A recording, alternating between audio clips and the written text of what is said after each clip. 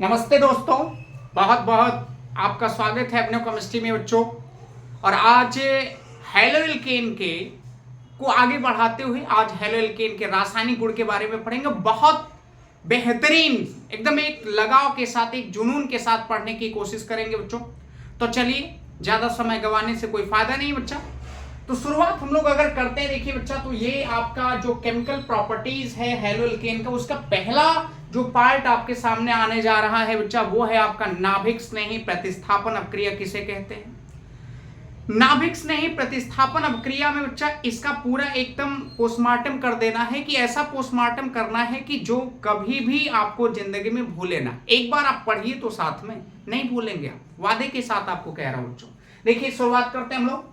नाभिक स्नेही प्रतिस्थापन अपक्रिया किसे कहते हैं, ये मैंने नाभिक स्नेही प्रतिस्थापन अपक्रिया में ये लिख दिया। देखिए, हेलो एल्केनों में कार्बन परमाणु अधिक विद्युत ऋणात्मक हाइड्रोजन परमाणु से का होगा, जुड़ा होगा बच्चों। आप ये जानते हैं कि हेलो एल्केन में जब आप पढ़ते हैं तो CX बॉन्ड बनता है बच्चों। तो जो CX बॉन्ड बनता है, तो CX में यानी कार्बन और हाइड्रोजन दोनों की ऋणात्मकताएं समान नहीं होती बच्चों। दोनों की ऋणात्मकताओं में बहुत डिफरेंस होता है। और जब दोनों की ऋणात्मकताओं में डिफरेंस है, अंतर है, तो इसका मतलब ये होगा कि साझे वाले इलेक्ट्रॉन को, यानी यहां हेट्रोलिसिस होना है बच्चों, यहां विषम विदलन की तरह भी कह सकते हो काम होगा। अर्थात हम कह सकते हैं कि C और X के बीच का जो बॉन्ड होगा वो ध्रुवीय होगा। अगर ध्रुवीय होगा तो इसका मतलब है कि एक के ऊपर स्लाइड नेगेटिव आएगा और दूसरे के ऊपर स्लाइड का आएगा, पॉजिटिव आएगा। और स्लाइड नेगेटिव और स्लाइड पॉजिटिव आ रहा है, तो इसका मतलब यही है कि वो ध्रुवीय है बच्चों। देखिए, यहां मैंने लिखा भी, मैं आपको समझा भी रहा हूं। यहां पे नीचे अगर लिखेंगे बच्चों, ये देखिए जो C और यहां पे मान लीजिए इसके बीच में X बॉन्ड बना हुआ है। ये हाइड्रोजन में आप जानते हैं इसमें फ्लोरीन, क्लोरीन, ब्रोमीन, आयोडीन चारों आएंगे बच्चों। और चारों जो होते हैं उनकी ऋणात्मकता कार्बन से अधिक होती है। अगर इनकी यानी इन दोनों में ऋणात्मकताएं नहीं समान है, तो इसका मतलब है कि है किसकी अधिक, तो हाइड्रोजन परमाणु की ऋणात्मकता जो होती है बच्चों, वो कार्बन की तुलना में काफी अधिक होती है। अगर अधिक है तो इसका मतलब साझे वाले इलेक्ट्रॉनों को हाइड्रोजन परमाणु अपनी तरफ क्या करेगा, खींचेगा। देखो, जिसकी ऋणात्मकता अधिक होती है बच्चों, वो इलेक्ट्रॉनों को अपनी तरफ क्या करने का प्रयास करता है, खींचने का प्रयास करता है बच्चों। यानी इलेक्ट्रॉन को जब खींचेगा, साझे वाले इलेक्ट्रॉन को ये अपनी तरफ खींच लेगा, तो इनके ऊपर स्लाइड नेगेटिव आएगा और इनके ऊपर स्लाइड कहा जाएगा, पॉजिटिव। तो यहां पे ये देखेंगे, अगर ये इलेक्ट्रॉन इधर से जा रहा है तो स्लाइड पॉजिटिव हो गया, और X के ऊपर आ रहा है तो यहां स्लाइड का हो जाएगा, नेगेटिव हो गया। इसका मतलब हम कह सकते हैं कि ये जो हेलो एल्केन में C और X के बीच का जो बॉन्ड होता है बच्चों, वो कैसा होता है, ध्रुवीय बॉन्ड होता है। अगर ध्रुवीय बॉन्ड है बच्चा, तो इसका मतलब ये रिएक्टिव भी होगा। चलिए, तो आगे इसकी चीज को अगर हम देखेंगे, तो इस कड़ी में नाभिक स्नेही प्रतिस्थापन अपक्रिया किसे कहते हैं, वो मैं आपको दिखा रहा हूं। देखिए बच्चे, यहां अगर शुरुआत करते हैं नाभिक स्नेह, क्योंकि ये किसकी केमिकल प्रॉपर्टीज पढ़ रहे हैं, हेलो एल्केन की ना बच्चों। तो हेलो एल्केन की अगर केमिकल प्रॉपर्टीज है, तो यहां मान लेते हैं R और X है। नाभिक स्नेही का मतलब ये होगा, जैसे ये मान लीजिए नाभिक स्नेही हो गया। अब यहां पे अगर रिएक्शन करवाएंगे बच्चों, ये देखिए जो हाइड्रोजन है, जो R के साथ X जुड़ा है, जो C के साथ X जुड़ा है, R का मतलब C समझिए बच्चा, कार्बन समझिए, इसको लीविंग ग्रुप बोलते हैं। क्या होता है, ये लीविंग ग्रुप होता है। अगर ये लीविंग ग्रुप है, इसका मतलब तो यहां का होगा कि हाइड्रोजन परमाणु यहां से निकलेगा।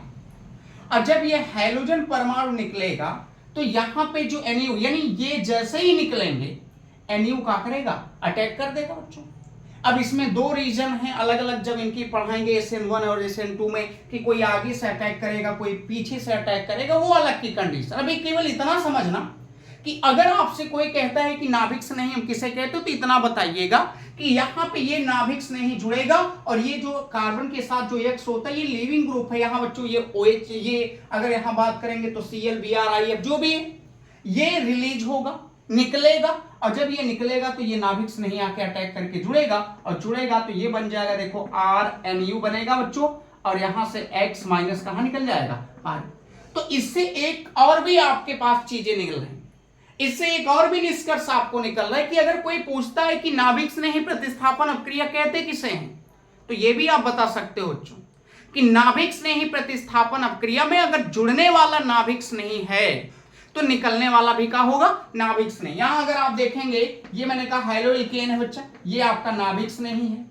अगर ये नाभिक स्नेही है तो नाभिक स्नेही अगर जुड़ रहा है, यानी एक माइनस वाला जुड़ रहा है, सीधे दे समझो माइनस वाला जुड़ रहा है तो माइनस वाला ही कहां निकल रहा है, बाहर। तो अगर नाभिक स्नेही की बात करोगे तो नाभिक स्नेही में हम कह सकते हैं कि अगर जुड़ने वाला नाभिक स्नेही होगा तो निकलने वाला भी क्या होगा बच्चों, नाभिक स्नेही होगा। तो ये भी बात को दिमाग में रख के चलना है। तो ये चीजें मैंने आपको बताया कि CX बॉन्ड जो होगा ध्रुवीय बॉन्ड होगा, ध्रुवीय होगा तो रिएक्टिव भी होगा, क्रियाशीलता होगी इसकी अच्छी खासी बच्चों। मैंने कहा ये हैलोइल्केन लिया गया, नाभिक स्नेही से अटैक करा दिया। अभी मैंने कहा नाभिक स्नेही से केवल पढ़ रहा हूं, तो जैसे ही नाभिक स्नेही से अटैक कराओगे ये X निकल जाएगा और ये NU आके क्या करेगा, जुड़ेगा। जब NU आके जुड़ेगा तो यहां से जब X निकलेगा तो ये RNU बन जाएगा, X निकल गया। लेकिन बात ये है बच्चा कि एक चीज और मैं देख रहा हूं कि अगर एक नाभिक स्नेही जुड़ रहा है तो यहां से दूसरा नाभिक स्नेही आपका कहां निकल रहा है, बाहर। इसका मतलब नाभिक स्नेही अपक्रियाओं में कह सकते हैं कि जुड़ने वाला नाभिक स्नेही तो निकलने वाला भी क्या होगा, नाभिक स्नेही।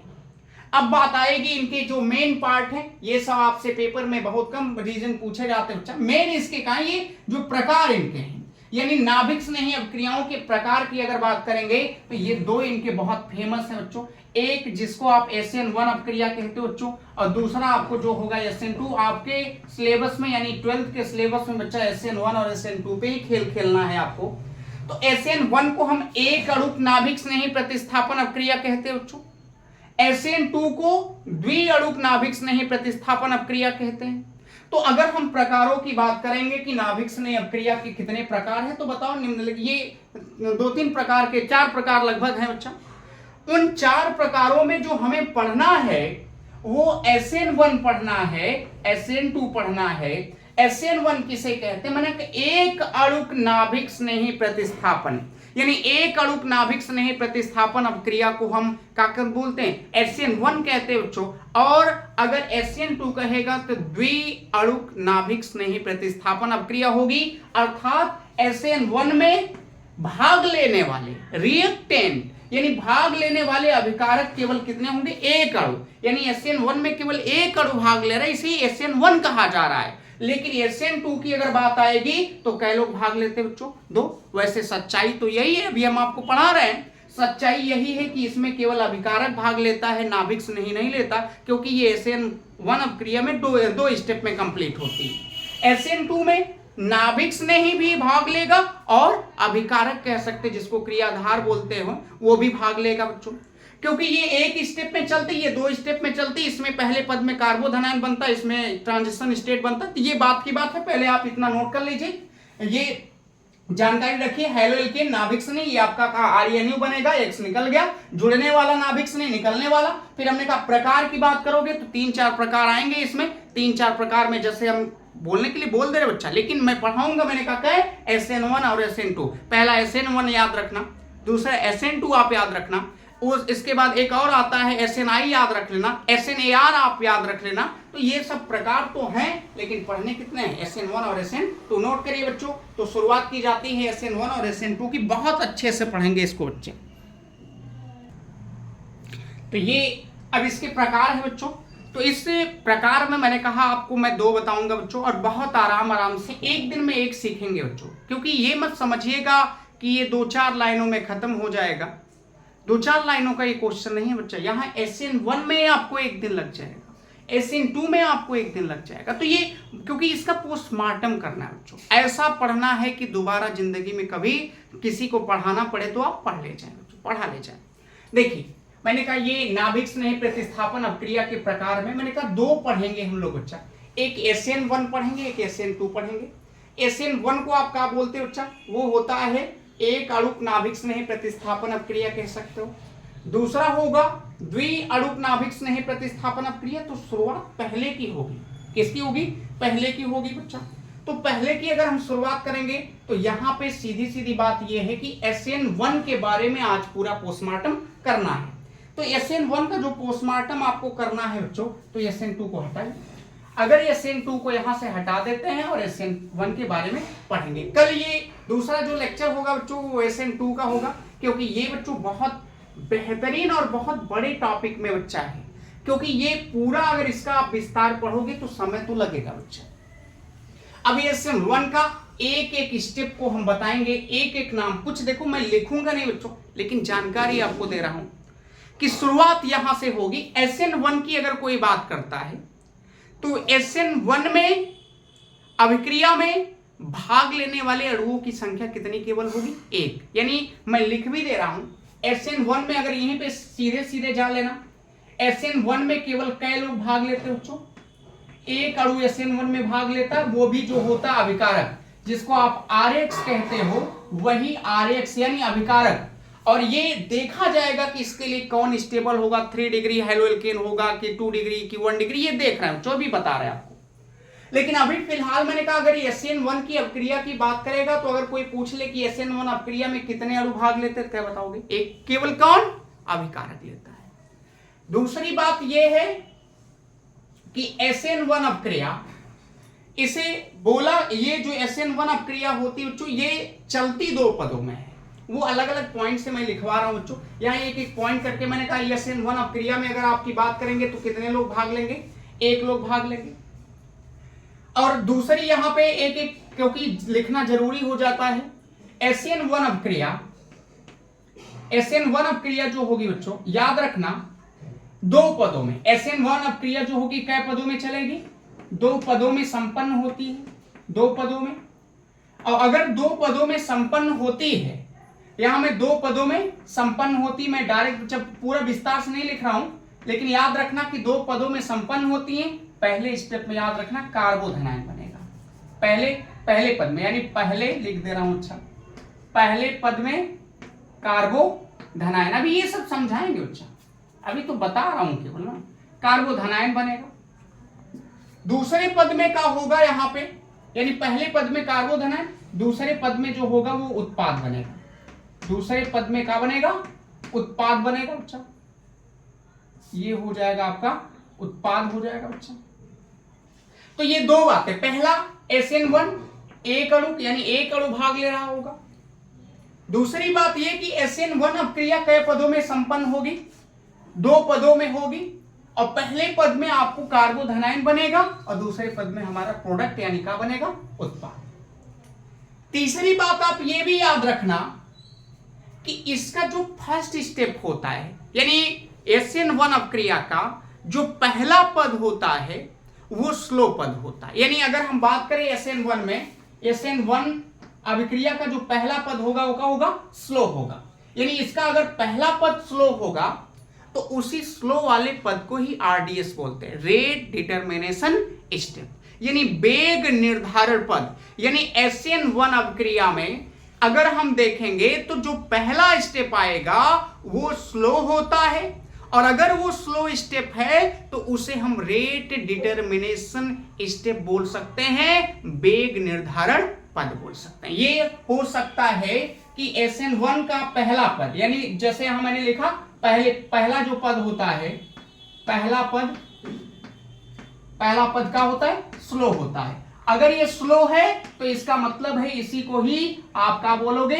RDS बोलोगे, रेट डिटर्मिनेशन स्टेप। अभी लिखते समय बताएंगे, मतलब ये अभी ओरल में मैं आपको बता दे रहा हूं एक एक पॉइंट कि आपको जानना क्या इसमें है। तो ये हो गई। तीसरी बात ये हो गई कि यहां पे जो एक अणु है इसको हम कह सकते हैं ये प्रथम फर्स्ट ऑर्डर रिएक्शन क्या होती है? फर्स्ट ऑर्डर रिएक्शन होती है। इसे हम कह सकते हैं कि एक कोट की अपक्रिया। कितने कोट की होगी? एक, यानी जो जिसकी जितनी सांद्रता पर निर्भर करेगी। SN1 अपक्रिया एक ही अणु की सांद्रता पर निर्भर करती है, इसलिए इसको एक अणु यानी एक कह सकते हैं कि जो इसकी कोटि होगी वो कितनी होगी? एक। SN2 होती तो साथ में अभिकारक और नाभिक स्नेही दोनों पर करती है, लेकिन तब वहां आप कहते हैं द्विकोट की होती। तो SN1 अपक्रिया की अगर बात करेंगे तो ये भी बात जानना बच्चों कि SN1 अपक्रिया जो होगी क्या कहेंगे? एक ही कोट। क्या होगी बच्चों? एक कोट की अपक्रिया होती है। ये भी याद रखना क्योंकि इसमें केवल एक ही अणु भाग लेता है, इसलिए हम मानते हैं कि ये क्या होगी? एक कोट की होगी। तो 3-4 बातें और धीरे धीरे हम समझ रहे हैं बच्चों। पहला मैंने बताया, अगर आपसे कोई पूछता है SN1 अपक्रिया में कितने लोग कई अणु भाग लेते हैं? एक। और वो कौन लेता है? यानी RX लेगा। वो अभी बता रहे हैं यहाँ पे। वैसे बच्चे SN1 अपक्रिया में 3 डिग्री होता है। SN1 अभिक्रिया में जो आप कार्बो के ये जो हेलो एल्केन लेंगे वो कै डिग्री लेंगे, 3 डिग्री लेते हैं, क्योंकि ये 3 डिग्री इसके लिए स्टेबल होता है। और अभी ये सब स्टेबल क्यों होता है ये सारी बातें आगे आपको जब इसकी क्रिया विधि बताएंगे तो बताएंगे आपको। दूसरी बात हमने ये बताया कि SN1 अभिक्रिया जो होगी 2 पदों में संपन्न होती है। पहले पद में कार्बोधनाइन बनेगा बच्चों, और जो कार्बोधनाइन बनता है बच्चों जानते हो यहाँ SN1 की कंडीशन ये कि पहले पद में ही जो कार्बोधनाइन बनेगा वही स्टेबल होगा। बहुत इस क्योंकि कार्बोधनाइन में बच्चा यहाँ का होगा ना कि रीअरेंजमेंट होगा, पुनर्विन्यास भी होता है इसमें। तो अगर पुनर्विन्यास होने के बाद हम आरडीएस को नहीं देखते, यानी पुनर्विन्यास होने के बाद जो स्टेबल कार्बोकेटाइन बनेगा उसका आरडीएस से कोई मतलब नहीं। आरडीएस से मतलब जो पहला कार्बोकेटाइन यानी उसी एल्किल हैलाइड को आपको लेना है जो स्टेबल कार्बोकेटाइन दे। तो 3 डिग्री माना जाता है कि 3 डिग्री जो एल्किल हैलाइड होगा वो 3 डिग्री कार्बोकेटाइन देगा, और 3 डिग्री कार्बोकेटाइन का होता है स्टेबल होता है। तो इसलिए जब भी हम इसमें बात करेंगे तो जो हेलो एल्केन लेंगे वो कै डिग्री लेंगे बच्चा, 3 डिग्री लेते हैं। अभी सब बताएंगे, हालांकि अभी तो इसकी मैट्रिक केवल थोड़ा सा भी स्टेप समझा रहे हैं। SN1 2 पदों में संपन्न होगी, पहले पद में कार्बोधनाइन मैंने कहा और दूसरे पद में क्या बनता है, उत्पाद बनता है। ये हो गई दूसरी बात। तीसरी बात ये कि SN1 अभिक्रिया का जो पहला पद होता है वो क्या होता है बच्चों, स्लो होता है। पहला पद अगर स्लो है तो इसका मतलब इसे आप रेट डिटर्मिनेशन स्टेप, क्योंकि किसी भी अभिक्रिया का जो स्लोवेस्ट स्टेप होता है उसी को हम रेट डिटर्मिनेशन स्टेप कहते हैं बच्चों। तो ये वेग निर्धारण पद, यानी अगर कोई पूछ ले SN1 अभिक्रिया का कौन सा पद वेग निर्धारण होगा, तो SN1 अभिक्रिया को जो पहला स्टेप होगा, जिस अभिक्रिया में कार्बोधनाइन बनते हैं बच्चों, उसी अभिक्रिया में वही वेग निर्धारण करती है बच्चों। अब अगर अगली बात करेंगे तीसरी कि SN1 अभिक्रिया कै कोट की होगी, 1 कोट की होगी, यानी इसकी जो अभिक्रिया की जो सांद्रता होगी जितने लोगों के ऊपर निर्भर करेगी उतने कोट की अभिक्रिया होगी। तो मैंने कहा कि ये कै कोट की है, केवल 1 कोट की है बच्चा। तो यहाँ 1 कोट की अभिक्रिया है तो इसका 1 अणु पर निर्भर कर रही, तो इसका मतलब ये क्या होगी, 1 कोट की अभिक्रिया होगी। तो अब बच्चा इसकी मैकेनिक मैंने 4 पॉइंट आपको जो बताया, उस 4 पॉइंट का क्या कैसे करेंगे वो आप ध्यान दीजिए। अच्छा, यहाँ पे पहले पद में मैंने कहा ये शुरुआत अगर करें इसकी क्रिया विधि होती पूरा कहा है एकदम सब पोस्टमार्टम कर देखो बच्चा, कहने का मतलब ये है कि आपको सीखना है तो समय लगेगी बच्चा। देखिए यहाँ पे अगर आएंगे, मान लो RH लिया गया, अब विस्तार से और बहुत गौर से यहीं से आपको समझना है बच्चों। और मैंने कहा यहाँ मान लो नाभिक नहीं, लेकिन अभी एक बात मैंने ये बताया बच्चा कि SN1 अभिक्रिया में कई स्टेप में संपन्न होगी, 2 स्टेप में।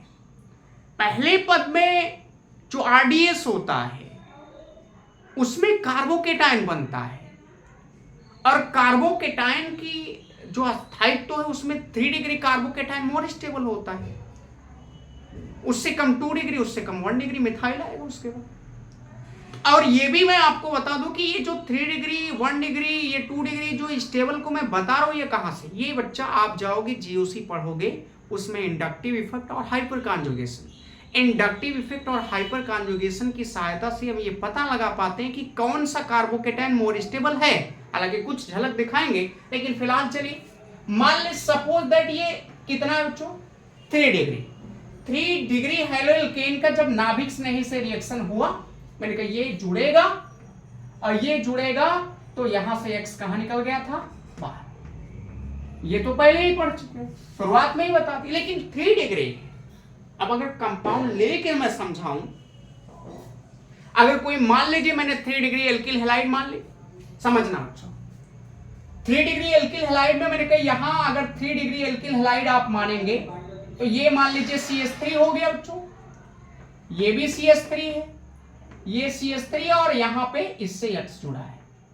समझना बच्चों, बहुत ध्यान से बहुत गौर से, X की जगह पे Cl आ गया। ये जो लिया गया है ये कै डिग्री बच्चा है, 3 डिग्री, यानी जिस कार्बन से Cl जुड़ा है उससे डायरेक्ट कितने कार्बन जुड़े हैं, 3। इसका मतलब ये 3 डिग्री एल्किल हैलाइड है। अगर ये 3 डिग्री एल्किल हैलाइड है तो मैंने कहा कई स्टेप में चलेगा, 2 स्टेप में चलोगे। अब पहला जो स्टेप होता है वो बहुत स्लोवेस्ट स्टेप होता है। अभी इसमें तो आपको थोड़ा समझने में दिक्कत होगी, मैं अभी 3 डिग्री एल्किल हैलाइड का हाइड्रोलिसिस करवाएंगे। वहां बहुत विस्तार से आप समझोगे और बहुत सारी चीजें वहां समझ में आएंगी। आप बच्चों को ये थोड़ा समझने में दिक्कत होती है कि कैसे टूटेगा, कहां से कहां टूट जा रहा है। मान लीजिए मैंने कहा ये CX बॉन्ड ध्रुवीय है बच्चा, इसका हाइड्रोलिसिस करवा दो, विषम विदलन करवाओ। जब इसका क्योंकि इसके बीच में कोवैलेंट बॉन्ड भी है, सहसंयोजक बंध भी है बच्चा। यहां पे अगर देखेंगे इनके बीच में सहसंयोजक बंध है और ये ध्रुवीय है, तो टूटने के लिए तो मान लो प्रभाव पड़ा, टूटेंगे, लेकिन ये मंद प्रोसेस में होगा। जो स्टेप होगा वो कब होगा? स्लो होगा बहुत, ये बहुत धीरे प्रोसेस में होंगे। अगर ये स्लो प्रोसेस में हो रहे हैं, स्टेप नंबर 1 मैं मान ले रहा हूं, अगर ये स्लो स्टेप में है तो यहां पे इसी को RDS कहोगे बच्चा। जो स्लोएस्ट पद होता है वही अभिक्रिया की दर का यानी अभिक्रिया के वेग निर्धारण का करता है। यानी इसी स्टेप से इस अभिक्रिया के वेग को निर्धारित हम कर सकते हैं। तो यहां पे जो बनेगा, अगर मान लीजिए Cl निकल गया तो ये बच्चा 3 डिग्री कार्बोकेटाइन बनेगा। और 3 डिग्री कार्बोकेटाइन जो होता है वो क्या होता है? स्टेबल होता है। ये बना और यहां प्लस आ जाएगा और Cl कहां हट जाएगा? दूर। समझना मेरी बात को। ये मैंने इस तरीके से कह दिया कि पहले 3 डिग्री एल्किल हैलाइड लिया गया। पहला स्टेप मैंने अभी बताया, स्लो होता है। स्लो स्टेप को रेट डिटर्मिनेशन स्टेप कहते हैं, वेग निर्धारण पद होता है बच्चों। और कार्बोकेटाइन बना 3 डिग्री कार्बोकेटाइन। और 3 डिग्री कार्बोकेटाइन जो होता है बहुत स्टेबल होता है बच्चों। 3 डिग्री क्योंकि अगर कार्बोकेटाइन की स्टेबिलिटी की बात करें 3 डिग्री, 2 डिग्री और क्या होता है 1 डिग्री। अगर कोई पूछेगा ये कैसे, आप डायरेक्ट बता दे रहे हैं, कह देना hyper conjugation and inductive effect से। अब हाइपर कॉन्जुगेशन का होता है जिस कार्बन पे, देखो एक झलक में दिखा दे रहा हूं बच्चा, मैंने कहा जिस कार्बन पे प्लस लगा है उसके साइड वाले जितने कार्बन है सब अल्फा है। और अगर अल्फा ये अल्फा ये अल्फा ये अल्फा है तो अल्फा जितने अल्फा होंगे बच्चा उस पे अल्फा हाइड्रोजन। अगर अल्फा कार्बन है तो alpha hydrogen, total 9 alpha hydrogen. अब 1 डिग्री होता तो 2 ही होता, 2 डिग्री होता तो 6 होता और 3 डिग्री है तो 9। जिसमें जितना ज्यादा अल्फा हाइड्रोजन होगा उसमें उतना ही ज्यादा वो स्टेबल कार्बोकेटाइन बनाएगा। तो ये याद रखना बात को। अगर नहीं आएगा समझ में तो मैं जीओसी पढ़ाने वाला हूं, बहुत जल्दी शुरू करने वाला हूं, आप सपोर्ट कीजिए बच्चों। उसके बाद जीओसी चालू होगी। मैं दावे के साथ कह रहा हूं कुछ बचेगा ही नहीं बच्चा आपका। तो ये 3 डिग्री कार्बोकेटाइन बना, Cl हटा बच्चा। अगले पद में क्या होता है कि सेकंड स्टेप में, स्टेप नंबर 2 में जो कार्बोकेटाइन बना होता है उस पे नाभिक्स नहीं अटैक करता। लेकिन इसमें ये होता है कि जो पहले पद में बना है कार्बोकेटाइन और इसमें पुनर्विन्यास भी होता है बच्चों। ये जो कार्बोकेटाइन बना है पुनर्विन्यास भी होता है। लेकिन मैंने कहा था कि पुनर्विन्यास के बाद अगर ये जो कार्बोकेटाइन है स्टेबल हो रहा है तो आरडीएस पर उसका कोई फर्क नहीं पड़ेगा। आरडीएस पर अगर फर्क पड़ता है तो पहले स्टेप में जो पहली बार वो कार्बोकेटाइन स्टेबल, यानी ऐसा एल्किल हैलाइड आपको चुनना है SN1 अभिक्रिया में कि जो पहले पद में ही आपको सबसे स्टेबल कार्बोकेटाइन दे दे। तो मैंने कहा 3 डिग्री जो होता है पहली बार में ही हमको 3 डिग्री कार्बोकेटाइन दे रहा है तो ये ज्यादा स्टेबल है बच्चों, इसीलिए हम 3 डिग्री एल्किल हैलाइड ले आ गया। अगर ये ज्यादा स्टेबल है और इस पे जो हाइब्रिडाइजेशन होगा, हालांकि अगर अभी जब इसका त्रिविम विन्यास पढ़ाएंगे तो वहां बताएंगे, अभी इसकी स्पेक्ट्रो का ये स्टीरियो केमिस्ट्री जब पढ़ाएंगे बच्चा तो वहां पे क्या कैसे। अब इस पे संकट जो होता है sp2 होता है, इसलिए माना जाता है इसका जो शेप होगा वो प्लेनर होगा बच्चा। वो बात की बात, पहले ये समझो। मैंने कहा ये 3 डिग्री स्टेबल कार्बोकेटाइन बना पहले पद में। जैसा कि मैंने कहा कि पहले पद में जो होता है वो आरडीएस होता है, स्लो स्टेप होता है, वेग निर्धारण पद वही है और उसमें आपको 3 डिग्री कार्बोकेटाइन बना, स्टेबल है बच्चा। सेकेंड स्टेप में इसी 3 डिग्री कार्बोकेटाइन पर क्या बच्चों, 3 डिग्री कार्बोकेटाइन पर ही आपको क्या करवाना है, नाभिक्स नहीं अटैक करेगा। अब ये सामने देखो, ये एक प्लस और एक का है माइनस, तो ये बहुत तीव्र अटैक होगा। ये क्या होगा, तीव्र आपस में जुड़ेंगे और ये प्रोडक्ट तैयार हो जाएगा। ये बन गया देखो एल्कोहल, क्या बन जाएगा, एल्कोहल तैयार हो गया बच्चा। ये आपका आ गया। तो ये याद रखना। ये तो अभी इसमें बहुत कुछ ना समझ पाए होंगे आप। अभी मैं जब इसका 3 डिग्री एल्किल हैलाइड का मैं क्या करवाऊंगा, हाइड्रोलिसिस करवाऊंगा, तो वहां ज्यादा समझ में आएगा। पहले ये समझने के लिए समझ लो, ये एग्जांपल आपके लिए बच्चा आप पेपर में ऐसे ही लिखोगे। मैंने कहा 3 डिग्री एल्किल हैलाइड लिया गया। मैंने कहा अगर कोई पूछ ले 3 डिग्री एल्किल हैलाइड क्यों लिए, कहना कि क्योंकि पहले स्टेप में ही जो कार्बोकेटायन बनना चाहिए वो मोर स्टेबल होना चाहिए। तो मोर स्टेबल कार्बोकेटायन बनाने के लिए मोर स्टेबल कहाँ लेना पड़ेगा आपको, यानी एल्किल हैलाइड अच्छा खासा, जो जितना ज्यादा अच्छा कार्बोकेटायन देगा वो उतना ज्यादा SN1 में भाग लेगा बच्चों। तो यहाँ मैंने कहा ये 3 डिग्री हमें देने की उम्मीद थी, तो मैंने 3 डिग्री एल्किल हैलाइड लिया, 3 डिग्री कार्बोकेटायन बना। लेकिन इनमें मैंने कहा ये स्लो स्टेप में होगा, इसलिए RDS भी होगा। ये RDS क्योंकि स्लो स्टेप वाले को ही वेग निर्धारण पद कहते हैं बच्चे। कार्बोकेटायन बना, इस पे संकरण जो होगा sp2 होगा, इसका शेप प्लेनर होगा, इसके स्टीरियोकेमिस्ट्री में जाओगे तो ये रेसमिक मिक्सचर देगा। कैसे देगा आगे बताएंगे। फिर मैंने कहा कार्बोकेटायन जो बना, हाँ अगर यहाँ ये पुनर्विन्यास से बना होता बच्चों तो RDS का कोई मतलब नहीं होता, यहाँ पे RDS डिपेंड नहीं करता, लेकिन ये पुनर्विन्यास से नहीं, एक ही बार में बन गया, तो ये एक ही बार में बना तो वो स्टेबल होगा। मैंने कहा फिर मैंने यहाँ 3 डिग्री कार्बोकेटायन लिया, अटैक करवा दिया, अटैक कर दिया नाभिक से नहीं। जैसे ही नाभिक से नहीं अटैक करेगा, सामने प्लस है यहाँ माइनस है, दोनों जुड़ के ये उत्पाद बनाएंगे, अल्कोहल आपका तैयार हो गया। तो ये है बच्चा का SN1 अपक्रिया। अब इस SN1 अपक्रिया में इसका इलेक्ट्रो में इसका एल्किल हैलाइड का यानी 3 डिग्री एल्किल हैलाइड का क्या करवाते हैं, हाइड्रोलिसिस कराते हैं। हाइड्रोलिसिस से बहुत कुछ समझोगे बच्चा। तो चलिए ये भी नोट करिए और उसको भी आपको नोट करना है, ये आप नोट करिए इसे।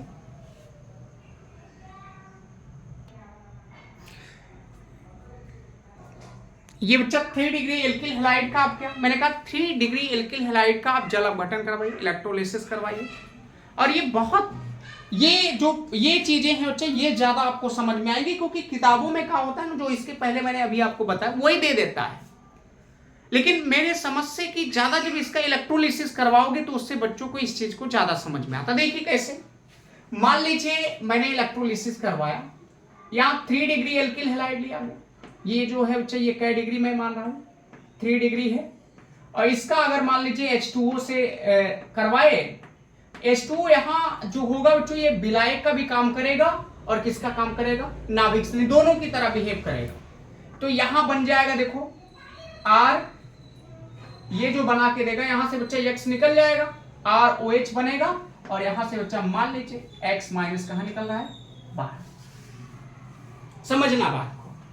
मैंने कहा 3 डिग्री एल्किल हैलाइड का जल अपघटन कराने के बाद ये बन, इसकी मैकेनिज्म देखना जरूरी है, और मैकेनिज्म से ही बहुत कुछ समझ पाओगे बच्चा।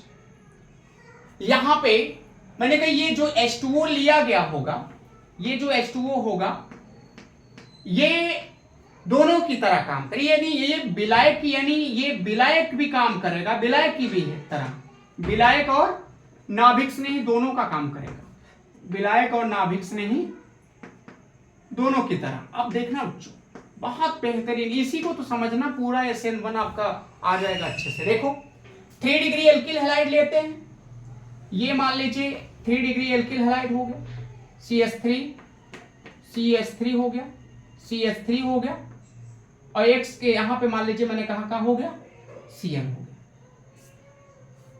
या ऐसा करते हैं, स्टेप वाइज चलते हैं। देखो इसकी मैकेनिज्म देखते हैं बच्चों, इसकी मैकेनिज्म अगर आप देखेंगे तो मैकेनिज्म में पहले स्टेप में जो ये लिखे थे, देखो वही मिटा रहे हैं। पहले स्टेप में अगर स्टेप नंबर 1 लिखेंगे, स्टेप नंबर 1 में मैंने कहा हम लोग क्या बनाते हैं, कार्बोधनायन प्राप्त होता है। क्या बनना चाहिए, कार्बोधनायन। ये इसकी मैकेनिज्म से पहले ही इस चीज को लिख दे रहा हूं और समझा दे रहा हूं, ताकि कुछ चीजें समझो कि अब जो इतना सारी चीजें इसमें है ना, कि लगता है कि बच्चों कितना बता दिया जाए। CH3 हो गया, मान लीजिए Cl है बच्चों, और इसका जो अभिक्रिया मान लीजिए मैंने कहा ये अगर वाटर के साथ हो रही है तो वाटर यहां सॉल्वेंट की तरह भी, यानी ये जो H2O होगा, ये जो होगा बच्चा ये नाभिक स्नेही की तरह भी बिहेव करेगा। और किसकी तरह बिहेव करेगा बच्चों, ये नाभिक स्नेही और विलायक। और ये जो लिया गया, ये कहने का मतलब है कि पोलर प्रोटिक सॉलेंट है, ये पोलर भी है कि प्रोटिक भी है बच्चों। इसके अंदर इतनी क्षमता है कि CX वाले बॉन्ड को ये तोड़ देगा बच्चों, CX वाले बॉन्ड को, क्योंकि वाटर का डाइलेक्ट्रिक कांस्टेंट बच्चों जो होता है वो 80 के आसपास होता है। अगर H2O का डाइलेक्ट्रिक कांस्टेंट 80 है बच्चों ना, तो इस बॉन्ड को तोड़ने में बहुत बेहतरीन काम करेगा, 80 गुना कमजोर कर देगा इस बॉन्ड को। और प्रोटिक का मतलब ये होता है कि H+ मिलेगा। ध्यान, अभी इसकी रिएक्शन लिख दे रहा हूं, फिर इसकी मैकेनिज्म बता रहा हूं। रिएक्शन अगर लिखता हूं तो मान लीजिए सीधे मैं लिख दे रहा हूं, ये बनेगा CH3, ये बनेगा आपका CH3 बना दे रहा हूं बच्चों, और यहां पे OH आ जाएगा, और यहां से आपका Cl जो ये होगा बच्चा Cl- मान लीजिए कहां निकल जाएगा, बाहर। ये प्रोडक्ट सीधे। अब इसकी मैकेनिज्म क्या है, क्रिया विधि समझना बच्चों। क्रिया विधि बहुत इंपॉर्टेंट है। क्रिया विधि में स्टेप नंबर 1 में आप जानते होंगे कि क्या प्राप्त किया जाता है, कार्बोधनायन बनता है, कार्बोधनायन। अगर हम यहां कार्बोधनायन बना रहे हैं बच्चा, कार्बोधनायन बनता है, तो चलिए सीधे लिखते हैं 3 degree alkyl halide. 3 degree alkyl halide लिखेंगे। मैंने कहा पहला पद का होता है किसी का, ये इसका जो पहला पद होगा स्लो। यहां पे ऊपर थोड़ा समझना, मैंने कहा ये वाले जो बॉन्ड होंगे ये वाटर, मैंने कहा विलायक और नाभिक से दोनों की तरह बिहेव करा। अगर ये कर रहा है तो ये वाटर को, ये जो C और X के बीच का बॉन्ड होगा इसको इतना कमजोर कर देगा, क्योंकि ये जो सॉल्वेंट लिया गया पोलर प्रोटिक सॉल्वेंट है, ये इस बॉन्ड को बहुत कमजोर कर देगा, बहुत 80 गुना कमजोर करेगा। 80 गुना कमजोर करने का 20% आसानी से अलग हो जाएंगे ये। तो यहां पे ये होगा का कि ये मान लो कि सॉल्वेंट आया रहा होगा, पानी आया रहा होगा, इस बॉन्ड को 80 गुना कमजोर किया, और 80 गुना कमजोर करने के बाद ये जो स्टेप बनेगा ये स्लो स्टेप होगा, और ये स्लो है तो ये RDS भी होगा, ये भी याद रखना। स्लो स्टेप को रेट डिटर्मिनेशन स्टेप भी कहते हैं बच्चा, वो मैं इसके पहले बता चुका हूं। मैंने कहा सपोज दैट मानिए ये आया, जैसे यहां डायरेक्ट मैंने बनाया तो यहां आया होगा, इस बॉन्ड को कमजोर किया होगा, और कमजोर बन के ये क्या बना दिया होगा, कार्बोकेटायन बना होगा, ये देखिए। लेकिन मैंने कहा ये कार्बोकेटायन जो होगा, अगर ये कार्बोकेटायन पुनर्विन्यास के बाद आता तो इस पे RDS डिपेंड नहीं करता। ये 3 डिग्री इसीलिए तो लिया गया, 3 डिग्री एल्किल हैलाइड बच्चा इसीलिए लिया जा रहा है कि इससे पहली बार में ही जो कार्बोकेटायन बने वो स्टेबल बने, क्योंकि वही RDS को बताएगा, वही RDS पर डिपेंड करेगा।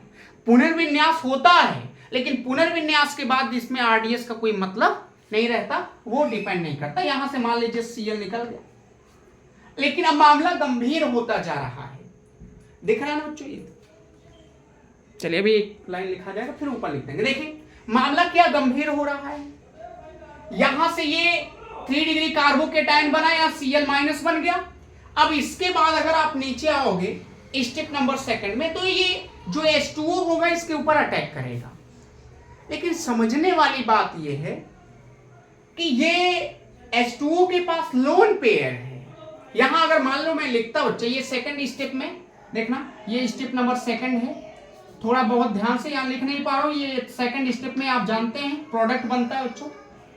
मैं अगर 3 डिग्री कार्बोकेटायन यहां लिखा, CH3, नीचे भी CH3 लिखा, ये प्लस बना, और यहां पे मैंने कहा ये वाटर किसकी तरह, सॉल्वेंट की तरह भी अटैक, यानी नाभिक से नहीं गए और विलायक की भी तरह बिहेव करेगा।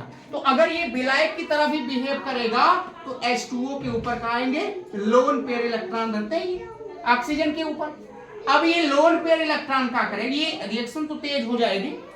अब यहां पे हुआ क्या बच्चों कि ये सीधे अटैक करेगा, लेकिन यहां पे ये प्लस है, तो प्लस वाले जो, एक सेकंड बच्चा पुश करते हैं इसको। चलिए बच्चा थोड़ा समय के लिए पुश करना पड़ा, भैया बड़े भैया आ गए थे तो समझते ही बड़े भैया डर क्या होती। देखो बच्चा, तो यहाँ पे 3 डिग्री कार्बोकेटायन, ये क्या आपका है बच्चा, ये मैंने कहा ये सॉल्वेंट की तरह भी काम किया, आप नाभिक स्नेह की तरह काम करेगा। लेकिन यहां इसके ऊपर पॉजिटिव चार्ज, यहां इसके ऊपर लोन पेयर है, तो पॉजिटिव और लोन पेयर थोड़ा मामला सही नहीं लग रहा है, लेकिन पॉजिटिव और नेगेटिव का मामला तो बहुत सही था। तो अगर ये पॉजिटिव बना तो फिर हो सकता था कि ये Cl को क्या कर लेता, ले भी सकता, यानी दोनों फिर तो जुड़ सकते थे, लेकिन ये जुड़ने क्यों नहीं देता, ये मन बड़ा ही करता बच्चा, कौन, ये बेचारे। यानी यहां पे प्लस माइनस में बहुत अच्छे से दोनों अट्रैक्ट हो गए, इंतजार है करता, माइनस वाला इंतजार कर, प्लस वाला आओ भैया, प्लस वाला कर आओ भैया, दोनों इंतजार। लेकिन ये हाइड्रोजन का है, मैंने कहा यहां हाइड्रोजन थोड़ा सा लिख दे रहा हूं, ये जो हाइड्रोजन का, सॉरी बच्चा, ये H2O जो है यहां लिख रहा हूं, ये जान दो बच्चा, ये पोलर प्रोटिक सॉल्वेंट है। पोलर प्रोटिक सॉल्वेंट का मतलब क्या है? पोलर प्रोटिक सॉल्वेंट है, यानी पोलर प्रोटिक सॉल्वेंट है, यानी विलायक है। तो पोलर का काम क्या, यानी ये जो H2O जो है ये पोलर है, तो इसका काम क्या है? जो C और X के बीच का बॉन्ड है, जैसे CCl है ना यहाँ पे, यहाँ ऊपर, तो इस बॉन्ड को तोड़ने में अच्छा काम करेगा, क्योंकि इसका डाई इलेक्ट्रिक कांस्टेंट H2O जो है, ये जो H2O होता है इसका डाई इलेक्ट्रिक कांस्टेंट मैंने कहा 80 होता है, 80 होता है, बॉन्ड को बहुत कमजोर कर देता है, टूटना आसान। तो ये CCl के बीच के बॉन्ड को तोड़ने का काम करता है। और प्रोटिक केवल SN1 में ही आप पढ़ने के लिए पाओगे, SN2 में नहीं, वहां अनप्रोटिक होता है या प्रोटिक होता है। और प्रोटिक का मतलब ये होता है जहां हमें H+ मिलता है, जहां हमें H+ मिलता है उसको क्या बोलते हैं? प्रोटिक कहते हैं बच्चों। ये SN, ये बहुत बड़ी बात बता रहा हूं आपको, याद रखना, ये नहीं पढ़ाएगा नहीं कोई बात आपको बच्चा, आप देख लेना, कहीं नहीं पाओगे आप कहीं, तो इसके लिए आपको देखना पड़ेगा। ये तो ये प्रोटिक होगा तो H+ होगा, और पोलर का मतलब इस बॉन्ड को तोड़ने का काम करेगा। वो H2O का डाई इलेक्ट्रिक कांस्टेंट कितना होता है? 80 होता है, ये याद रखना। अब बच्चा क्या करेगा कि प्रोटिक होने के नाते H2O थोड़ा सा अपने मन का मन बढ़ाई करेगा, और मन बढ़ाई कर क्या करेगा कि यहां से जो Cl नहीं निकल रहा है बच्चा, इनको घेर लेगा। Cl को क्या करेगा कि ये H2O जो है ये माइनस वाले निकल रहे हैं बच्चा, इनको देखो यहाँ पे लिख रहा हूं, दिख तो रहा है बच्चा, लिख रहा हूं, दिखना चाहिए ना बच्चा, दिख तो रहा है। अब देखो यहां पे बच्चा क्या करेगा ना कि ये H2O इस Cl को जाने ही नहीं देगा इनके पास, ये क्योंकि ये सॉल्वेंट है तो ये थोड़ा मोड़ा तो होगा नहीं, ढेर सारा है, तो Cl है बिचवा में जो है, इनको चारों तरफ यहां क्या कर लेता ना, घेर लेता है H2O। अब इधर ये से H2O मान लो घेर रहा है, यहाँ OH, यहाँ भी H हो गया, यहाँ मान लो लिखा गया OH और H हो गया, देखो यहाँ भी मान लो O हो गया, H ऐसे घेर लेगा ये। यहाँ हाइड्रोजन पे स्लाइड पॉजिटिव नेगेटिव, यहाँ स्लाइड पॉजिटिव है, अब यहाँ भी स्लाइड पॉजिटिव, हाइड्रोजन जहां जहां स्लाइड पॉजिटिव हो जाएगा, ये स्लाइड पॉजिटिव। तो Cl माइनस को क्या करता है? H2O चारों तरफ से घेर लेता है। अब तुम सोचोगे कि जब H2O जाकर Cl को घेर रहा है तो फिर यहां कैसे रिएक्ट करेगा भैया, सॉल्वेंट है, वो विलायक है, वो तनकी मनकी नहीं है बच्चा, भर भर के है, खूब भर के है। तो जितने ये कुछ जाके कुछ H2O इस Cl माइनस को घेर लिए, कहीं तुम ना जुड़ने देंगे, कैसे जावा तुम? अभी जब घेर लिए तो जाएंगे कैसे, और जब तक ये Cl निकल के आएगा नहीं तब तक प्लस जुड़ेगा नहीं। अब ये H2O यानी ये घेर लिए कुछ, और कुछ जो होगा इनके साथ अटैक करेगा। अब अटैक करेगा तो बच्चा ये देखो इनके पास इलेक्ट्रॉनों की कमी, इनके पास लोन पेयर इलेक्ट्रॉन है, ये जाएंगे जुड़ जाएंगे। जब ये जुड़ेगा पूरा H2O जुड़ेगा बच्चा, पूरा H2O जोड़ना, तो ये जुड़ेगा देखो तो CH3, C ऊपर भी CH3 है, नीचे भी आपका CH3, और ये पूरा जुड़ेगा OH।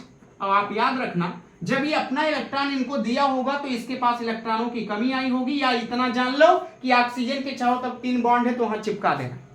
अब इतना होने के बाद मामला गंभीर हो रहा है, गंभीर काहे होगा? फिर देखो फिर ये H2O से ये अटैक होगा, इस बार फिर अगर H2O से अटैक होगा तो ये सॉल्वेंट है ना, विलायक है, इस हाइड्रोजन को खींच लेगा ये। जब इस हाइड्रोजन को खींच लेगा ये, तो ये जाएगा, तो यहां यानी खींचने का मतलब अगर ये बॉन्ड ब्रेक होगा, अगर ये खींच रही है बॉन्ड ब्रेक होगा बच्चों, तो H+ होके जाएगा, ऑक्सीजन इलेक्ट्रॉन को ले लेगा, इस बॉन्ड में दोनों इलेक्ट्रॉन को ऑक्सीजन खींच लेगा, और खींचेगा प्लस और माइनस न्यूट्रल हो जाएगा, और ये चले जाएंगे इसके साथ, हाइड्रोनियम बन जाएगा। ये देखो हाइड्रोनियम आयन ये खींच के बना लिया, और ये बन जाएगा आपका CH3, और यहां भी CH3, और यहां आपका क्या बन जाएगा? OH। ये आपका उत्पाद का हो गया, तैयार हो गया। तो ये इलेक्ट्रोलिसिस जो होती है बहुत कुछ बताती है बच्चा। इसके पहले सीधे आप OH लेके काम कर दे तो OH आया कहां हमको पता लगता नहीं।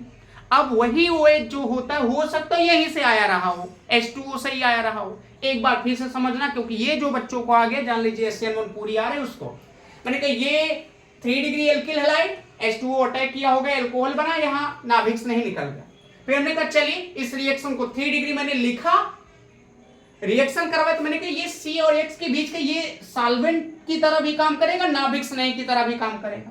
और ये मैंने कहा H2O जो इसमें SN1 अपक्रिया में जो H2O लिया जाता है वो पोलर प्रोटिक सॉल्वेंट होता है। और पोलर प्रोटिक सॉल्वेंट अगर है तो पोलर का मतलब CX बॉन्ड को तोड़ेगा, यानी CCl बॉन्ड को तोड़ेगा, प्रोटिक का मतलब H+ मिलेगा। और यहां पे H2O का डाई इलेक्ट्रिक कांस्टेंट 80 गुना होता है, यानी इस बॉन्ड को 80 गुना कमजोर कर रहा है। जब कमजोर किया तो टूटना आसान हो गया, और ये टूटा होगा, निकला होगा, H2O जाके जुड़ा और ये प्रोडक्ट बन गया। अब इसकी मैकेनिज्म मैंने बताया कि ये कैसे हो गया होगा। मैकेनिज्म में इसकी क्रिया विधि लिखोगे तो पहले स्टेप में क्या होगा, पहले स्टेप में कार्बोधनायन बनता है, ये आप पढ़े हो। मैंने कहा 3 डिग्री एल्किल हैलाइड लिए हो तो 3 डिग्री कार्बन बनेगा, लेकिन ये प्रोसेस मंद होगा। ये यहाँ पे क्योंकि ये जो आया था H2O इस बॉन्ड को कमजोर किया होगा, टूटा होगा, ये Cl निकल गया, ये बच्चा प्लस आ गया। मैंने कहा ये प्रोसेस धीमे होगा, स्लो होता, पहली स्टेप स्लो होबे करती है, और पहले अगर स्लो स्टेप है तो वो क्या होगा, RDS वेग निर्धारण पद जिसको कहते हैं। ये 3 डिग्री कार्बोकेटायन बन गया। अब इस 3 डिग्री कार्बोकेटायन को मैंने ले लिया, तो एक बात मुझको ये समझ में आ रही थी बच्चा कि यहां जब Cl माइनस गया होगा तो फिर ये तो, क्योंकि यहां देखोगे अगर ये H2O आ रहा है, प्लस है lone pair, plus lone pair का मिजाज थोड़ा बनता नहीं बच्चा, लेकिन प्लस माइनस का मिजाज बनता है।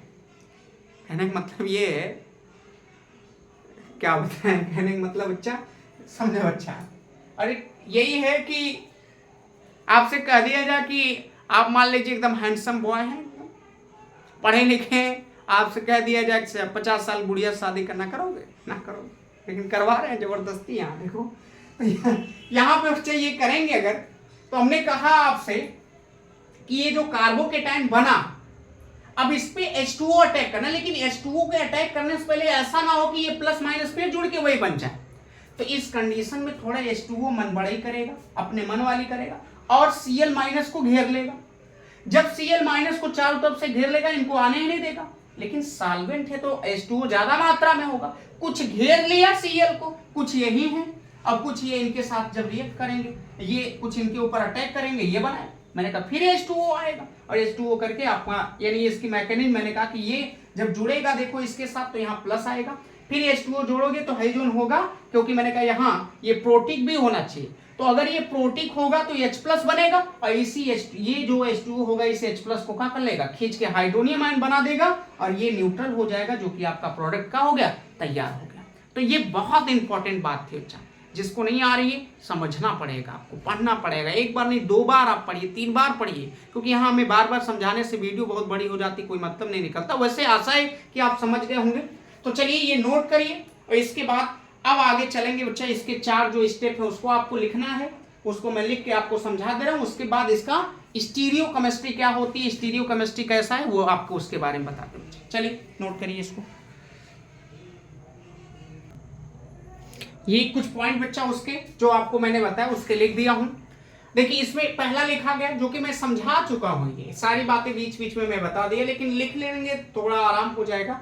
SN1 अपक्रिया में H2O या नाभिक स्नेही की सांद्रता का RDS पर कोई प्रभाव नहीं पड़ता। अरे भाई मैं बता रहा हूं, ये SN1 अपक्रिया केवल एक अणु पर निर्भर करती है, वो भी अभिकारक पर, या उसी को क्रियाधार बोल सकते हैं, लेकिन ये नाभिक स्नेही पर या विलायक पर किसी तरह से कोई, क्योंकि ये मैंने कहा SN1 का जो पहला पद होता है वही RDS होता है, और RDS में तो कार्बोकेटायन बनता है, तो नाभिक स्नेही का कोई मतलब नहीं।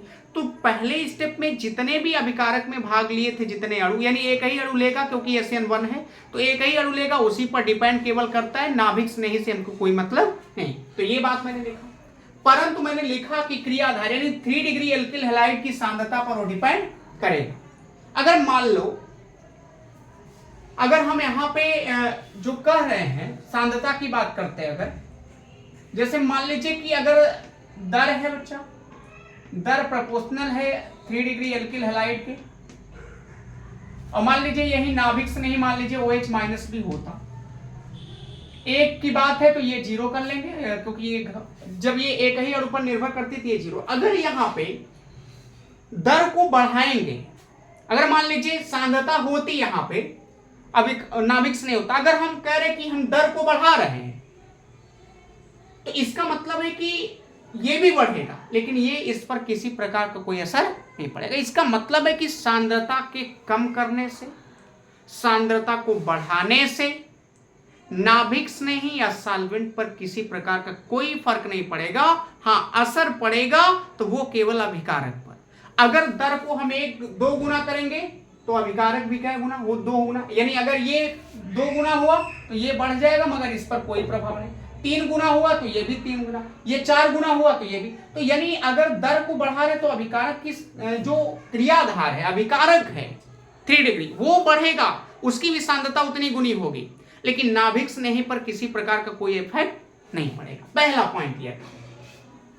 दूसरा मैंने लिखा, पहली बार में बना कार्बोधनायन अधिक अस्थायी होना चाहिए। मैंने अभी बताया कि इसीलिए तो SN1 अपक्रिया में ये सोच के लिया जाता है कि 3 डिग्री एल्किल हैलाइड ही लीजिए, क्योंकि 3 डिग्री एल्किल हैलाइड पहली बार में ही आपको स्टेबल कार्बोकेटाइन दे देता है।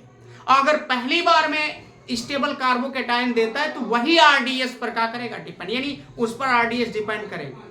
लेकिन अगर वही पुनर्विन्यास के बाद आप कोई स्टेबल कार्बोकेटाइन बना रहे हो तो उस पर RDS का कोई प्रभाव पड़ने वाला नहीं। तो इसलिए 3 डिग्री एल्किल हैलाइड लेंगे तो 3 डिग्री कार्बोकेटाइन मिलेगा, मोर स्टेबल होगा। वही लिखा हूं बच्चा। अगली बात यहां है कि विलायक, और मैंने कहा विलायक जो लेंगे वो पोलर प्रोटिक सॉल्वेंट होना, बहुत इंपॉर्टेंट बात। मैंने कहा पोलर, अभी इसके पहले समझा था, पोलर CX बॉन्ड को क्या तोड़ता है, कमजोर करता है। प्रोटिक का मतलब जहां H+ मिलेगा तो Cl को चारों तरफ से क्या कर लेंगे, बांध लेंगे। Cl को बांध लेंगे तो आराम से H2O अपना काम कर ले जाएगा। इस कड़ी में अगर विलायक की बात करेंगे तो H2O, HCOOH, CH3OH, C2H5 दिख नहीं रहा होगा बच्चा, तो नीचे लिख दे रहा हूं, ये C2H5OH है। और इसके बाद जो आता है वो सबसे अंत में आता है CH3COOH। तो ये अगर H2O ही ज्यादा लेना चाहते, यही H2O जो होता है ये लेते, क्योंकि इसका डाइलेक्ट्रिक कांस्टेंट हाई होता है, उन लोगों का कम होता है, तो हमें H2O मतलब H2O आप पढ़िए। हालांकि बताने के लिए मैंने कहा जो आप सॉल्वेंट ले सकते हो ये ले सकते हो सब। अगली जो बात है, चौथी बात है, वो ये है कि ये अभिक्रिया ऊष्माक्षेपी होती है। कैसी होती है? SN1 अभिक्रिया कोई पूछ ले कैसी होती है, ऊष्माक्षेपी, क्योंकि यहां CX के बीच का बॉन्ड ब्रेक होता है। आप जानते हो बॉन्ड को तोड़ने के लिए एनर्जी लगाई जाती है, यानी बॉन्ड को ब्रेक करोगे तो एनर्जी लगाओगे, यानी इसको ऊर्जा दी गई होगी तो बॉन्ड टूट गया। लेकिन बॉन्ड फॉर्मेशन के समय, बॉन्ड बनते समय ऊर्जा का होती है, निकलती है, यानी जिसमें से जितनी जिसकी बॉन्ड एनर्जी जितनी कम होती है वो माना जाता है इतना स्ट्रॉन्ग बॉन्ड बनाएगा। तो यहां पे फ्रॉम मतलब बन रहा है, तो यहां से एनर्जी रिलीज हो रही है, यानी ऊर्जा इसमें से क्या हो रही है, निकल रही। तो ऊर्जा के निकलने से बॉन्ड फॉर्मेशन होता है, और ऊर्जा को लगाने से बॉन्ड फॉर्मेशन, यानी बॉन्ड का होता है, टूटता है। तो यहां मैंने कहा ब्रेक होगा, और यहां फॉर्म मतलब क्या होगा, बनेगा। तो ये बन रहा है क्योंकि यहां COH बन रहा है बच्चा, तो इसका मतलब ये बन रहा है तो ऊष्मा यहां से निकल रही है। फाइनल अगर देखोगे CO बन रहा है तो इसका मतलब यहां से एनर्जी का हो रही निकल रही है, जिसके कारण ये माना जाता है कि ये क्या है, ऊष्माक्षेपी। तो ये पॉइंट कुछ आपके नोट के हैं बच्चा, जो आपको पढ़ाया गया उसी से संबंधित है। आप ये जानते थे लेकिन हमने कहा समझा दे। और इसका एक चीज और भी कि यानी इसकी जो एनर्जी होगी, जो हीट एनर्जी होगी वो लेस देन का होगी 0। लेस देन 0 होने का मतलब टेम्परेचर अगर कम होगा तो अभिक्रिया कहाँ जाएगी, आगे जाएगी। और अगर टेम्परेचर कभी कभी बढ़ा देते तब अभिक्रिया कहाँ हो जाती। लासे-तैलीय के सिद्धांत के अनुसार आप पढ़े होंगे, टेम्परेचर को कम करते हैं, टेम्परेचर अगर कम होता है तो अभिक्रिया कहाँ फॉरवर्ड जाती है, आगे चली जाती है। लेकिन अगर टेम्परेचर अधिक होता तो बैकवर्ड पुनः चली आती है। तो ये चीजें सब बताएंगे धीरे धीरे आगे अगले टॉपिक में बच्चा। तो ये आप नोट करिए। अब इसके बाद इसकी स्टीरियोकेमिस्ट्री क्या होती है, यानी एल्किल हैलाइड का अब हमें त्रिविम रसायन पढ़ना है। देखते हैं बच्चे इसमें स्टीरियोकेमिस्ट्री का है, उसको भी इसका पोस्टमार्टम कर देते हैं। चलिए ये आप नोट करिए। तो ये अब बच्चा आ गया है SN1 का। मैंने कहा SN1 अभिक्रिया के प्रथम पद, ये SN1 अभिक्रिया का त्रिविम रसायन जिसको स्टीरियोकेमिस्ट्री कहते हैं बच्चों। ये भी जानना जरूरी है, आपको जानकारी रहनी चाहिए इसके बारे में। हालांकि ये सिलेबस में आपके बहुत कम है, लेकिन इसके बारे में तो बहुत विस्तार से नहीं, लेकिन इतना है कि जो है आपके सिलेबस के लेवल पे उसको बहुत अच्छे से डिफाइन कर देते हैं। देखिए बच्चे मैंने लिखा भी SN1 अभिक्रिया के प्रथम पद में क्रियाधार में उपस्थित सहसंयोजक आबंध का विषम विदलन द्वारा कार्बोधनायन, सभी लोग जानते हैं, मैंने कहा शुरुआत से ही बच्चा तोड़ रहे हैं, यानी CX बॉन्ड को तोड़ रहे हो तो 3 डिग्री एल्किल हैलाइड से को तोड़ा गया तो 3 डिग्री कार्बोकैटायन बन रहा है। तो वहां जो C और X के बीच का बॉन्ड था, मैंने कहा वो बच्चा क्या होता है, कोवैलेंट बॉन्ड, सहसंयोजक बंध है। मैं शुरुआत से कह रहा हूं बच्चों आपको। उसके बाद मैंने कहा विषम आवंत, ये विषम विदलन द्वारा मतलब हेट्रोलिसिस होता है, द्वारा कार्बोधनायन का निर्माण होता है, जिसके कारण उसपे यानी जो कार्बोधनायन बनता है उस पर क्या होता है, संकरण sp2 होता है, जिसके कारण उसकी संरचना हम मान लेते हैं कैसी होगी, समतली। अब इसका पोस्टमार्टम करते हैं, देखो कैसे मानने के लिए, अगर मानेंगे बच्चा, ये मान लीजिए मैं 3 डिग्री एल्किल हैलाइड ले रहा हूं। 3 डिग्री एल्किल हैलाइड अगर लेते तो वैसे बनाने के लिए तो शेप में, क्योंकि ये आप देखिए प्लेनर में है, अभी ये प्लेनर में तो होगा नहीं, लेकिन बाद में वो प्लेनर में बन जाता है, लेकिन मैं लिख ले रहा हूं। तो ये यहां मान लीजिए Cl मान लिया, क्या है ये Cl हो गया, ऊपर मान लीजिए CH3 था, यहां भी आपका CH3 है। अब बहुत ये बच्चा समझना, ये बॉन्ड थोड़ा विचित्र है, लेकिन क्या करेंगे बच्चा, हम लोग ये इतना कहाँ गोजे हो जाएंगे बच्चा। ये प्रोसेस आप जानते हो, यहाँ का होगा मंद होगा, क्योंकि ये क्या है RDS है, मंद होगा तो 3 डिग्री कार्बोकैटायन बनेगा। अब ये 3 डिग्री जो कार्बोकैटायन बना, ये बना, ये हो गया मान लीजिए, और एक मान लीजिए ये बना, और यहां प्लस, तो ये जो 3 डिग्री कार्बोकैटायन, ये कार्बोधनायन बना बच्चा। इसको अगर लिखेंगे तो ये क्या बन रहा है, कार्बोधनायन बना बच्चा। और ये कार्बोधनायन पर जो संकरण आएगा वो क्या आएगा, sp2। sp2 कैसे होगा, ये सिग्मा, ये सिग्मा और ये सिग्मा, 3 सिग्मा है।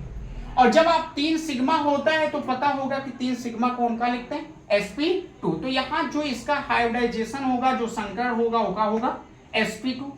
संकरण अगर sp2 है तो इसका मतलब इसका शेप जो होगा वो क्या होगा, प्लेनर होगा बच्चा, याद रखना।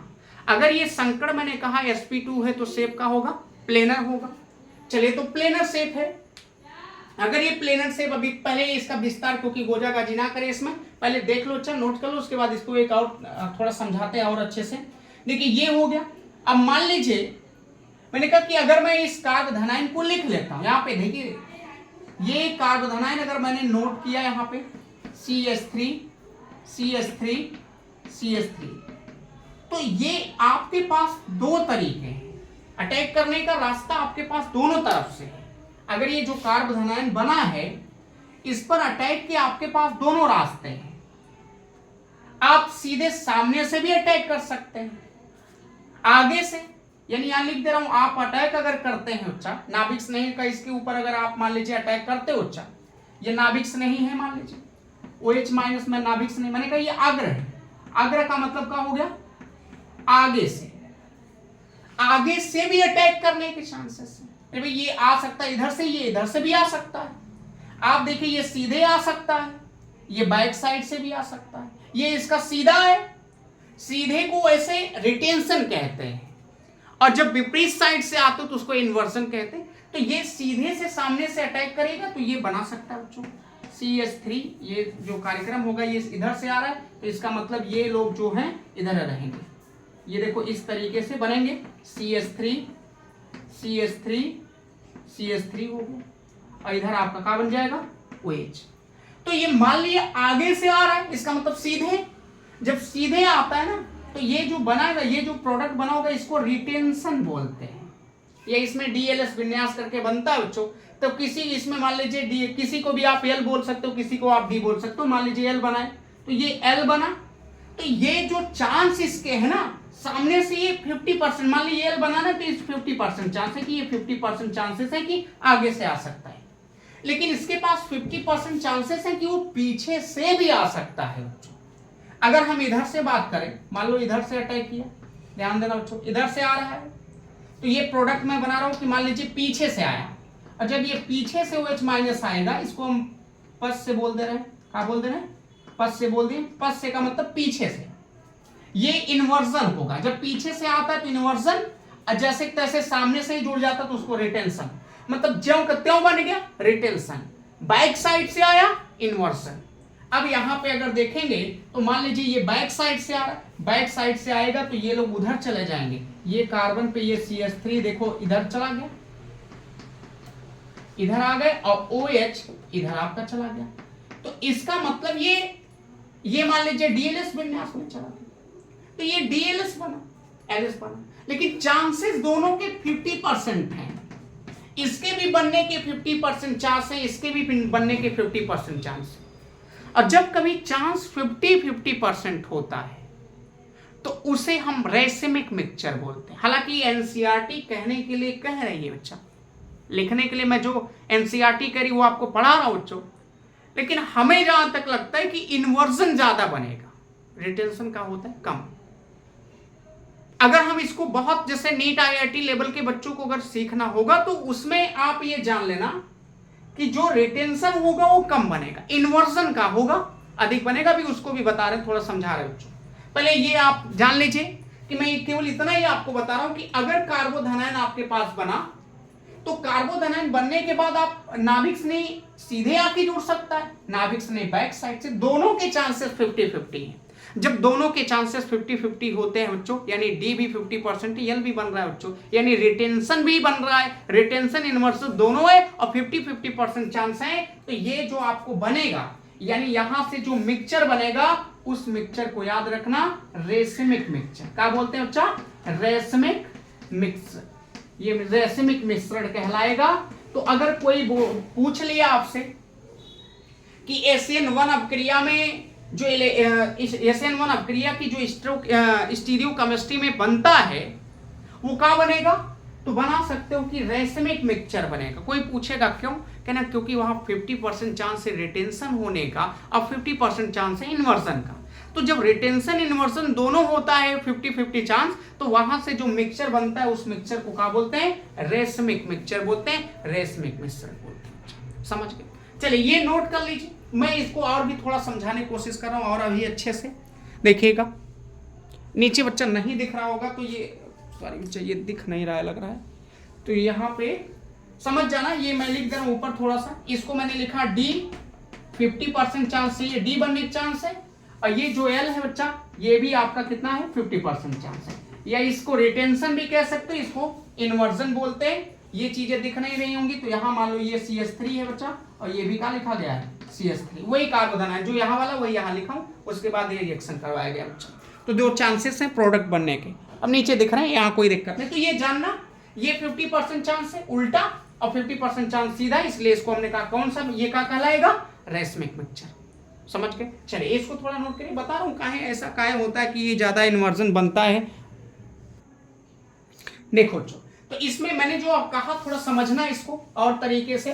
जैसे मैंने कहा कि मान लीजिए कार्बोधनायन बना बच्चों, तो कार्बोधनायन में जो बना होगा मान लीजिए ये था, यहाँ पे लिखा हूं CH3 है, मान लीजिए यहाँ CH3 है और यहाँ CH3, यहाँ से Cl मान लीजिए था, ये Cl निकल गए। Cl निकलने के बाद ये कार्बोधनायन, ये Cl निकल जाएगा तो मान लीजिए ये कार्बोधनायन बनेगा CH3, ऊपर भी CH3, यहाँ भी CH3 बन गया और ये प्लस हो गया और ये आपका Cl माइनस निकल गया। ये जो संकरण होगा क्या होगा? sp2 संकरण होगा तो संरचना क्या होगी? समतली होगी। समतली का मतलब ये क्या हो गया? ये हो गया आपका बच्चों प्लेनर।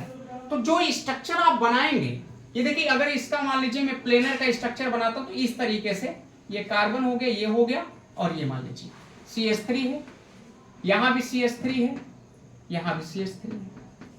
अगर स्ट्रक्चर को बनाएंगे बच्चा, ये प्लस है कार्बोकेटाइन, यानी कि ये ऊपर से भी आ सकता है नीचे से भी आ सकता है। अब रिटेंशन और इन्वर्जन का होगा, इसमें थोड़ा मैंने कहा कि जैसे ये मान लो सेफ अगर बनाना चाहोगे तो ये थोड़ा सा क्योंकि ये क्या होगा? समतली होगा, तो इस तरीके से खींच सकते हैं, इसको बना सकते हो। अच्छा ये बनेगा, बन गई है, थोड़ा अच्छा नहीं है, ये मान लो ये सेफ है जो ये प्लेनर का है। अब इसमें मैंने कहा कि मान लीजिए Cl रहा होगा, समझना बच्चों, Cl रहा होगा तो ये जो वैकेंट ऑर्बिटल मान लीजिए ये ऊपर इस तरीके से बने होंगे।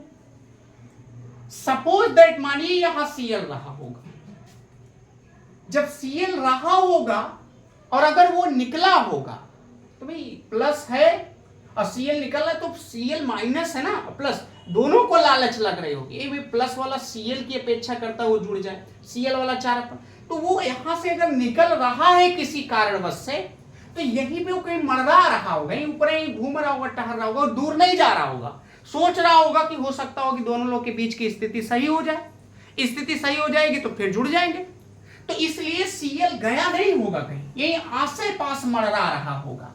जब ये आसपास ही मरदा रहा होगा सीएल, तो फिर इधर का रास्ता ये देखिए, अब इधर नाभिक से यानी कहने का मतलब यहां पे मैंने कहा मान लीजिए वो ना ये जो होगा बच्चा ये क्या होगा, इन्वर्जन, ये रिटेंशन सीधे आ रहा है सामने, जहां सीएल निकल रहा है उसी साइड से जब नाभिक से नहीं जुड़ेगा तो उसको रिटेंशन ना बोलेंगे। मैंने कहा यहाँ सीएल रहा होगा, निकल गया, सीएल जब निकला मैंने कहा ये आसपास ऐसे मरदा रहा होगा। अब यहाँ नाभिक से नहीं को अटैक करवाना, मान लीजिए यहाँ घूम रहे नाभिक से नहीं, तो इनको यहां आके अटैक करना, तो ये ऊपर जहां सीएल निकला वहीं वो एच जाएगा, तो उसको रिटेंशन बोलते हैं। ज्यों कहते हो जिधर से निकला उधर जा जुड़ेगा, और ये इधर से आके जुड़ेगा तो इधर से क्या होगा, इन्वर्जन होगा बैक साइड से। तो जब ये इधर से जाएगा तो ये सीएल डिस्टर्ब करेगा ना, ये भी तो माइनस लेके घूम रहा है, हटाने का, क्योंकि मैंने कहा बहुत दूर नहीं गया होगा तो दोनों में जुड़ने के लिए जाके जुड़ेगा। लेकिन दिक्कत यह है कि जितनी तेजी से वो बैक साइड से देखो आ रहा है, क्योंकि यहां बैक साइड रोकने वाला नहीं कोई होता है, तो बैक साइड से बहुत अच्छे से जाके जुड़ेगा बच्चों। लेकिन ऊपर का होगा कि जब ये मरदा रहा है तो ये बहुत अच्छे से नहीं जुड़ पाएगा, जुड़ेगा लेकिन कहने का मतलब जितनी तेजी से नीचे से जुड़ेगा उतना तेजी से ऊपर नहीं। तो रिटेंशन वाला जो होता है वो कम बनता है, इन्वर्जन का बनता है ज्यादा। इसलिए माना जाता है कि इन्वर्जन जो होता है वो क्या होता है बच्चों, इनमें 50% चांस, यानी इन्वर्जन जो होता है 50% से क्या होता है अधिक, और रिटेंशन में क्या होता है कि 50% लेस, यानी ये कम बनता है 50%। ये जो होगा 50% से हमें लगता है बच्चों की कुछ कम बनता है, क्या होगा, कम बनेगा रिटेंशन वाला, और इन्वर्जन वाला जो होगा 50% से क्या बनेगा, ज्यादा। लेकिन मानने के लिए बच्चा, मानने की बात है, मानने के लिए लोग मानते हैं यहाँ पे कि एनसीईआरटी यही कह देती है कि दोनों लगभग 50-50% चांसेस होते हैं, इसलिए इसको रेसमिक मिक्सचर का नाम किताबों में दिया गया। लेकिन मैं अगर हमारी तर्क के अनुसार देखोगे, भाई सीएल यहीं रहा होगा, यहीं से सीएल निकला, भाई ये माइनस होके निकल रहा है तो ये प्लस हो गया, तो दोनों के बीच में भी प्लस माइनस के बीच में आकर्षण अच्छा होता है, तो बहुत दूर जाना नहीं चाह रहा है, वो मरड़ा रहा है, कभी मौका मिलेगा जुड़ जाएंगे। लेकिन इसके लिए डिस्टर्ब कर रहा है OH माइनस, तो ये OH को कुछ ना कुछ डिस्टर्ब करेगा, भाई इनका स्थान ले रहा है तो OH डिस्टर्ब करवा करेगा, ये सीएल डिस्टर्ब करेगा। तो जितनी तेजी से जाना चाहिए OH को उतनी तेजी से नहीं जा पाता, नीचे रास्ता खाली, ये क्लियर है, जैसे चाहे वैसे आके जुड़ जाता है। तो इन्वर्जन में माना जाता है 50% से ज्यादा बनने के चांसेस होते हैं, और रिटेंशन में 50% से कम। लेकिन एनसीईआरटी कहती है 50-50 बनता है, तो आप भी 50 मानिएगा, उसे रेसमिक कहिएगा। क्या बोलोगे, जो मिक्सचर बनेगा रेसमिक मिक्सचर बनेगा।